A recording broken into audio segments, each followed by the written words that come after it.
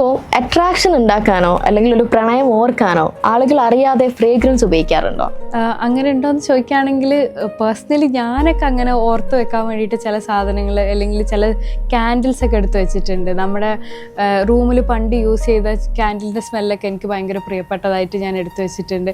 പിന്നെ നമ്മളിപ്പോൾ ഇൻസ്റ്റഗ്രാമിൽ ചില ആൾക്കാരില്ലേ, ചില ആൾക്കാരുടെ അമ്മേൻ്റെ സ്മെല്ല് അല്ലെങ്കിൽ എന്താ പറയുന്നത് ഹസ്ബൻഡിൻ്റെ ഷർട്ടിൻ്റെ സ്മെല്ല് എന്ന് വെച്ച് കഴിഞ്ഞാൽ സ്മെല്ലിന് അത്ര അധികം ഒരു ഇമ്പോർട്ടൻസ് ഉണ്ട് നമ്മുടെ ആ ഒരു നമുക്ക് ശരിക്ക് ആ ഒരു മൊമെൻറ്റ്സ് ലീവ് ചെയ്യുന്ന പോലെ ചിലപ്പം ആ സ്മെല്ലിനെ കണക്ട് ചെയ്യുമ്പോൾ അല്ലെങ്കിൽ നമുക്ക് ഏറ്റവും പ്രിയപ്പെട്ട ആൾ യൂസ് ചെയ്ത ഒരു സ്പ്രേയുടെ സ്മെല്ല് എന്നൊക്കെ പറയുന്നത്.